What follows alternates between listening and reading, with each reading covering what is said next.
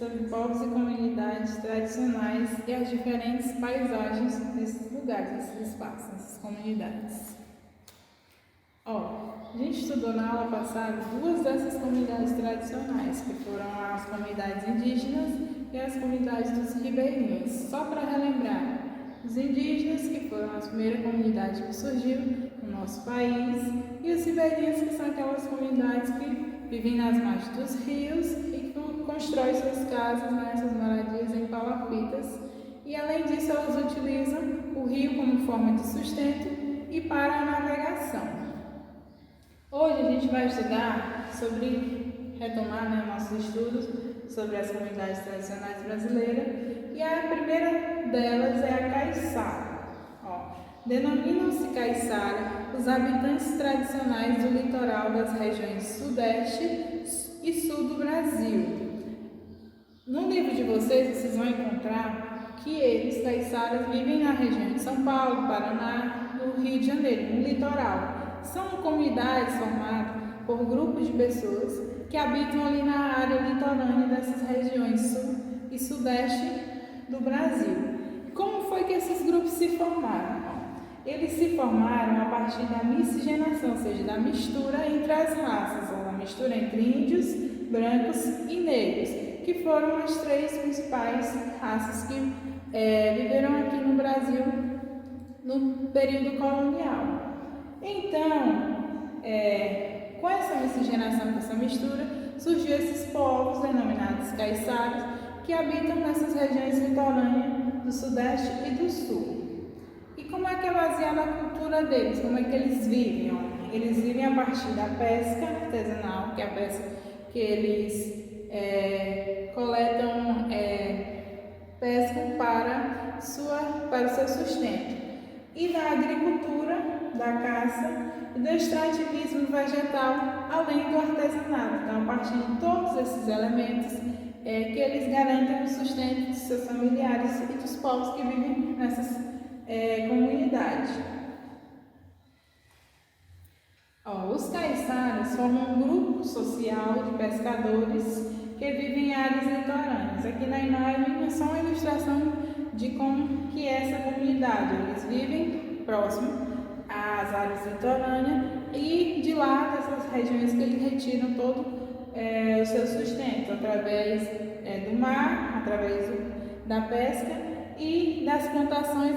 Eles retiram o extrativismo vegetal e também a agricultura. Outra comunidade também tradicional muito importante para a história do nosso país é a comunidade de quilombolas, que são formados por grupos de herdeiros antigos de escravos. Quando na história do nosso país a gente vai encontrar o termo quilombolas se referindo aos negros que eram escravizados no nosso país e que eles fugiam para as matas e lá formavam os quilombos, aonde eles formavam a sua nova habitação. Por quê? Porque nas fazendas onde eles moravam com esses senhores, que eram os donos dos escravos, eles viviam sobre ameaças, viviam sendo castigados, punidos, além de trabalharem sem receber nenhuma remuneração. Então, muitos deles se revoltavam, se rebelavam e fugiam para as matas, e lá eles construíam, através dos recursos da natureza, suas moradias, que eram chamados de quilombos. Os povos quilombolas, eles não se agrupavam em uma região específica, ou seja, eles não vieram de nenhum lugar específico. A sua origem era comum nesses quilombos, como eu já falei para vocês, negros escravizados que fugiam da crueldade da escravidão da época e se refugiavam nessas matas. Com o passar do tempo, vários desses fugitivos aglomeravam-se em determinados locais, formando os quilombos. Então eles fugiam das casas dos senhores, das fazendas, iam para as matas e lá eles começavam a construir suas moradias e a habitar naquele local. Além dos negros, também muitos indígenas iam para esses locais se refugiar. Eles fugiam, como eles conheciam o território e as matas melhor, que os senhores, então eles se escondiam nessas matas e começaram a se refugiar junto com os negros. Ainda hoje existem comunidades quilombolas que resistem à urbanização, ou seja, elas não querem vir morar nos grandes centros urbanos e tentam manter o seu modo de vida simples e em contato com a natureza. Então eles tentam preservar a cultura africana deles dentro desses espaços, dentro dos quilombos, e não querem vir para a cidade. Só que o que acontece? Quando eles vivem mais reclusos, nos seus quilombos, muitas vezes eles vivem em condições precárias, falta atendimento médico, falta escolas para seus filhos, falta às vezes medicamentos, alimentos, então alguns deles vivem em condições precárias, mas mesmo assim ainda resistem a vir morar mais próximo das cidades e centros urbanos.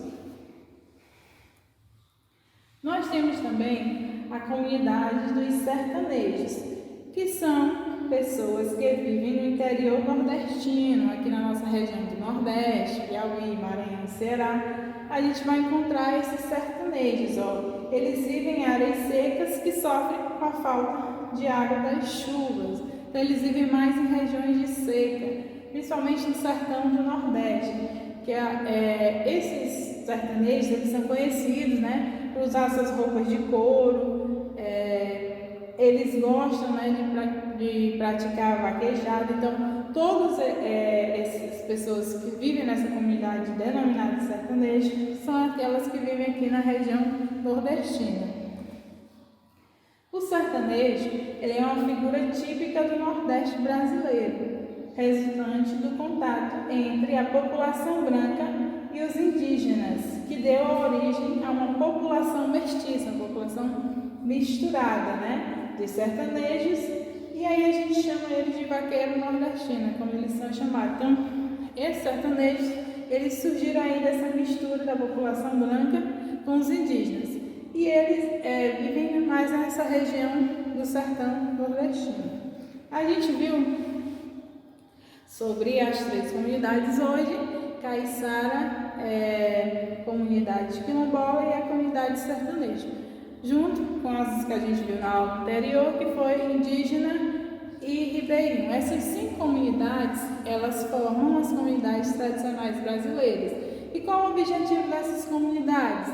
Elas têm como objetivo resgatar a cultura do seu povo e preservar. E além do mais, elas também têm como objetivo, a maioria, extrair da natureza, viver de maneira simples e viver com os recursos naturais, além de preservar também esses recursos da natureza para que não falte. Então elas vivem agrupadas, vivem em harmonia entre os seus grupos e elas vivem a partir desse contato mais direto com a natureza. E todas elas têm as suas histórias, tradições, e que elas preservam essa cultura entre cada uma dessas comunidades. Muitos aspectos dessa cultura a gente vai ver que são iguais entre uma comunidade e outra, mas elas também têm aspectos culturais diferentes. Então, cada uma delas também vai ter suas particularidades, ou seja, suas diferenças culturais presentes em cada uma dessas comunidades. Agora vocês vão responder em casa um exercício complementar do livro de vocês, a página 156 a 160. Nesse exercício, vocês vão continuar a responder sobre os aspectos, as características de cada uma dessas comunidades e qual a importância dela para a história do Brasil, porque cada uma dessas comunidades elas são importantes para a gente compreender um pouco sobre a história e sobre a cultura do nosso país. A gente está com saudade, beijos e até mais.